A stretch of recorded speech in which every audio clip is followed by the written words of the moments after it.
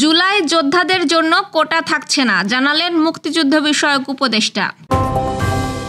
সব শিক্ষা প্রতিষ্ঠানের জন্য অতীব জরুরি নির্দেশনা মাউশির, তথ্য দেওয়ার সময় 2 দিন। 10 দিনের মধ্যে অমীমাংসিত বিষয়গুলো নিয়ে সমাধানে আসার আহ্বান আলী রিয়াজের। তিস্তার পানি বিপদসীমার কাছাকাছি, নিম্নাঞ্চলে বন্যার আশঙ্কা। জনগণের দোরগোড়ায় পুলিশি সেবা, যশোরেও অনলাইন জিডি চালু। চলমান সাফ অনূর্ধ্ব 20 নারী চ্যাম্পিয়নশিপের শিরোপার ফয়সালা হবে আজ।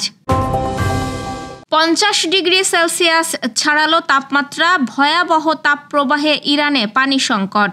দর্শক, শুনছিলেন দিনের খবরের প্রধান শিরোনাম, এবার বিস্তারিত। তার আগে আমাদের ইউটিউব চ্যানেল সাবস্ক্রাইব করুন এবং সব খবর পেতে ফেসবুক পেজ ফলো করে রাখার পাশাপাশি ওয়েবসাইট ভিজিট করুন। জুলাই গণ অভ্যুত্থানে নিহতদের পরিবারের সদস্য ও আহতদের জন্য সরকারি চাকরিতে কোটা রাখা হবে না বলে জানিয়েছেন মুক্তিযুদ্ধ বিষয়ক উপদেষ্টা ফারুকী আজম। আজ সচিবালয়ে জুলাই গণ অভ্যুত্থানের জুলাই যোদ্ধা ও শহীদ পরিবারের জন্য মুক্তিযুদ্ধ বিষয়ক মন্ত্রণালয়ের গৃহীত কার্যক্রম নিয়ে আয়োজিত সংবাদ সম্মেলনে উপদেষ্টা একথা জানান। উপদেষ্টা বলেন, আমাদের মন্ত্রণালয়ের পক্ষ থেকে তাদের পুনর্বাসনের কর্মসূচিগুলো নির্ধারণ করা হয়েছে। সেই অনুসারে মন্ত্রণালয় যাবতীয় কার্যক্রম গ্রহণ করবে। এই কার্যক্রমের ভেতরে ফ্ল্যাট দেওয়া বা চাকরির কোঠা দেওয়া এসব বিষয় নেই। পুনর্বাসনের কর্মসূচি আছে, পুনর্বাসন নানাভাবে হতে পারে। তাদের প্রশিক্ষণ দিয়ে যার যার যোগ্যতা অনুযায়ী তিনি যেভাবে পুনর্বাসিত হতে চান বা আত্মকর্মসংস্থানের জন্য যদি হাঁস মুরগি বা পশুপালন করেন, যেভাবে তিনি তার জীবিকা সংস্থান করতে চাইবেন, সরকারের পক্ষ থেকে সে ধরনের ব্যবস্থা গ্রহণ করা হবে। সব শিক্ষা প্রতিষ্ঠানের জন্য নির্দেশনা দিয়েছে মাধ্যমিক ও উচ্চ শিক্ষা অধিদপ্তর।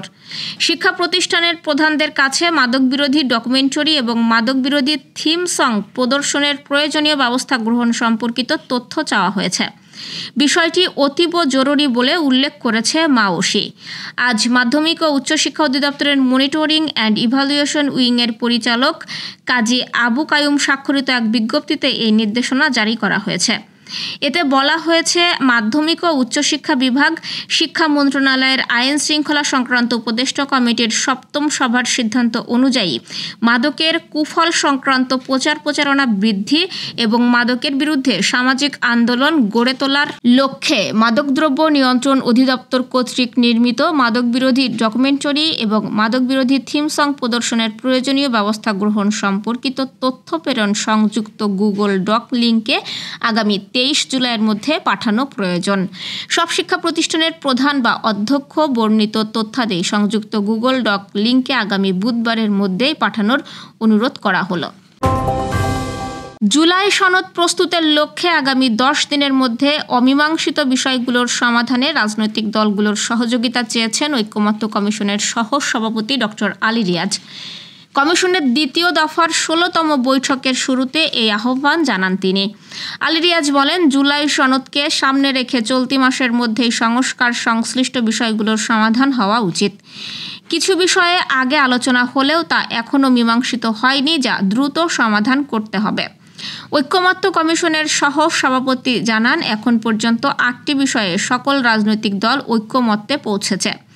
আজকের আলোচনায় প্রধানমন্ত্রীর একাধিক পদে থাকা এবং রাষ্ট্র পরিচালনার মূলনীতির মতো ইস্যুতে গুরুত্বপূর্ণ অগ্রগতি হবে বলে আশা প্রকাশ করেন তিনি। ঐক্যমত্য কমিশন কোনো দলের উপর জোর করে কিছু চাপিয়ে দেবে না বলেও মন্তব্য করেন আলী রিয়াজ। উজানে ভারতে টানা ভারী বর্ষণ ও পাহাড়ি ঢলের প্রভাবে তিস্তা নদীর পানি লালমনিরহাটের হাতীবান্ধা তিস্তা ব্যারেজ পয়েন্টে দ্রুত বৃদ্ধি পাচ্ছে। পানির চাপ নিয়ন্ত্রণে ব্যারেজের 44টি গেট খুলে দেওয়া হয়েছে। বন্যা পূর্বাভাস ও সতর্কীকরণ কেন্দ্র জানিয়েছে, পরিস্থিতি অব্যাহত থাকলে রাতের মধ্যেই পানি বিপদসীমা অতিক্রম করতে পারে, ফলে তিস্তা সংলগ্ন নিম্নাঞ্চলে বন্যা দেখা দিতে পারে।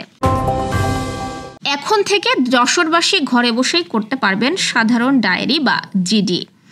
পুলিশি সেবা জনগণের দোরগোড়ায় পৌঁছে দিতে রোববার দিবাগত রাত 12:01 কোতোয়ালি থানায় এই অনলাইন জিডি সেবার আনুষ্ঠানিক উদ্বোধন করেন যশোরের পুলিশ সুপার রৌনক জাহান।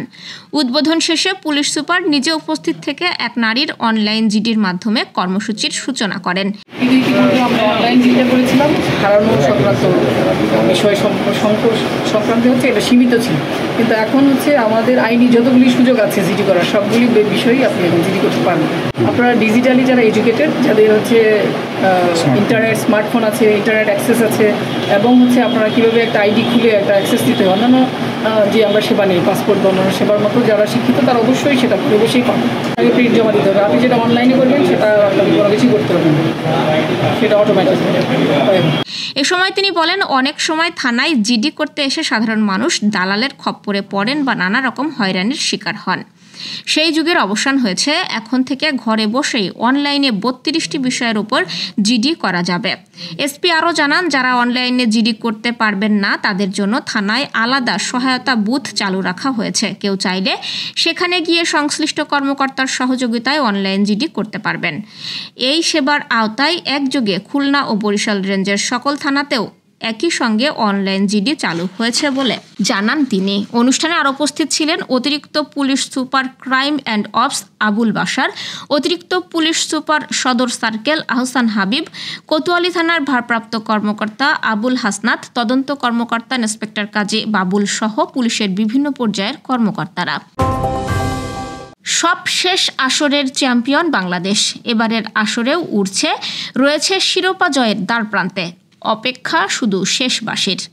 নেপালের বিপক্ষে বাকি আর মাত্র একটি ম্যাচ, তারপরই জানা যাবে কে হাসবে শেষ হাসি, কার হাতে উঠবে সাফ অনূর্ধ্ব 20 নারী চ্যাম্পিয়নশিপের ট্রফি। উত্তরের জন্য অপেক্ষা আজ সন্ধ্যা 7টা পর্যন্ত। বসুন্ধরা কিংস অ্যারেনাতে শিরোপা নির্ধারণী এই লড়াইয়ে মুখোমুখি হবে স্বাগতিক বাংলাদেশ ও চিরচেনা প্রতিপক্ষ নেপাল। সমীকরণও খুব সহজ, পয়েন্টে এগিয়ে থাকায় জয় বা ড্র করলেই শিরোপা আফিদাদের। তবে হারলেই উল্টে যাবে সবকিছু, তীরে এসে তরি ডুববে স্বাগতিকদের। ইরানে চলমান তীব্র তাপপ্রবাহের মধ্যে পানির ভয়াবহ সংকট দেখা দিয়েছে। দেশটির আবহাওয়া বিভাগ জানিয়েছে, এই পর্যন্ত বছরে এখন পর্যন্ত সবচেয়ে বেশি গরম পড়েছে। কিছু এলাকায় তাপমাত্রা 50 ডিগ্রি সেলসিয়াস ছাড়িয়ে গেছে। সরকারি মুখপাত্র ফাতেমেহ মেহেজারিন স্থানীয় সময় রোববার জানিয়েছেন, তীব্র গরম ও বিদ্যুৎ পানি সাশ্রয়ের প্রয়োজনীয়তার কারণে আগামী 23 জুলাই তেহরান প্রদেশে সরকারি ছুটি ঘোষণা করা হয়েছে। দক্ষিণ ইরানের শুষ্ক অঞ্চলগুলোতে পানির সংকট দীর্ঘদিন ধরেই বিরাজমান, যা জলবায়ু পরিবর্তন, ভূগর্ভস্থ পানির অতিরিক্ত ব্যবহার ও অব্যবস্থাপনার ফল বলে মনে করা হচ্ছে। এই অবস্থায় অন্তত 20% পানি ব্যবহার কমানোর আহ্বান জানানো হয়েছে। রক্ষণশীল দৈনিক জাভান জানিয়েছে, সংকট মোকাবেলায় রাজধানীর কিছু এলাকায় 12 থেকে 18 ঘন্টা পর্যন্ত পানি সরবরাহ বন্ধ রাখা হয়েছে। দর্শক, এই ছিল দুপুরের আয়োজন। রাতের খবর দেখার আমন্ত্রণ রইল। সেই সঙ্গে এতক্ষণ সাথে থাকার জন্য ধন্যবাদ।